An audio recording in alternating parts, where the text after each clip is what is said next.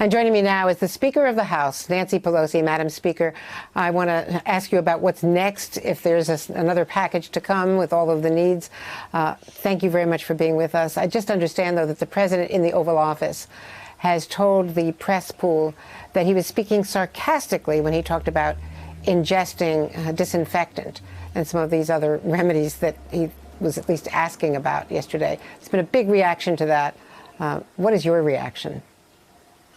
Well, my reaction is it was consistent with all of his other statements, which had no relationship to science, fact, evidence, data, or appropriate way to proceed. So it was consistent. But it's also consistent with Mitch McConnell saying, let the states go bankrupt. They don't believe in science and they don't believe in governance. And that's why it's hard to get them to accept the evidence that we have a role to do something to meet the needs of the American people in a very direct and stronger way.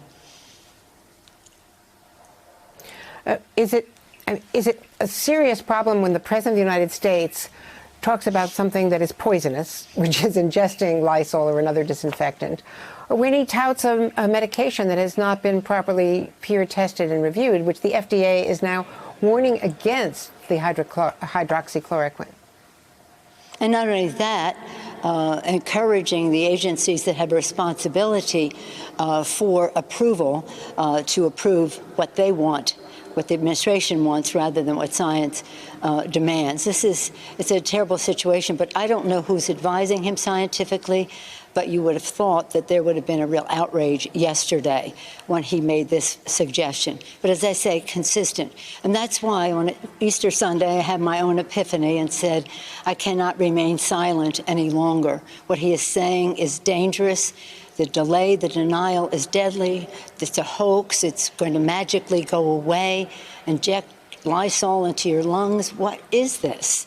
What is this? But nonetheless, you know what? Let's just go forward.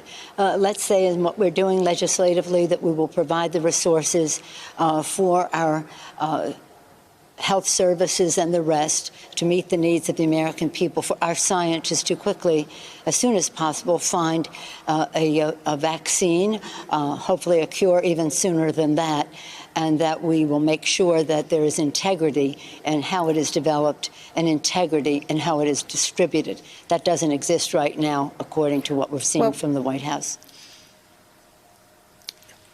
Well, Madam Speaker, when he suggested yesterday, he said that, we'll have a cure soon. But at the same time, according to an upcoming whistleblower complaint that we understand from Dr. Bright, who was removed from his position in charge of the vaccination research effort, that he's actually, according to this complaint and his version of it, he was removed from his job by pushing back against the recommendation from the president, the push to validate that malaria medication. Well, my colleague, Congresswoman Anna Eshoo of California, is the chair of the Health Subcommittee of Energy and Commerce. It was her legislation that established BARDA that he was the head of, that Dr. Bright was the head of. She has, and we all have know of his work and has respected it over time and follow that work. She will be, I understand, will be having a hearing on the subject, and we have to get to the facts as allegations are made. But this is explosive. But again, we want to be hopeful for the American people and to kind of almost minimize the impact of what the president is saying. But when he takes scientists out because they're not quickly of giving approvals to his preferred choice of medicines, it's beyond me. That is a danger to our system. Efficacy and safety, they're the hallmarks of how a drug is proved and going forward. We have seen that some things he has recommended have not been safe while he was recommending them. It's very sad. I mean, again, it's a challenge, but let's recognize it's a challenge, and maybe his saying that he was just being silly or whatever he was saying about what he said yesterday, it didn't seem so when you saw him say it. He seemed like he was speaking from his usual great authority on every subject. But the fact is that we cannot be deterred by what he says at those conferences. We cannot be obsessed by doing what we're doing right now is just talking about him. We've got to be talking about what our possibilities are as we go into the future. And we're hopeful yesterday. I'm personally shaken by the fact that 50,000 people have died. I'm sure you are too, and most people are. 50,000 people have died. We have to do better.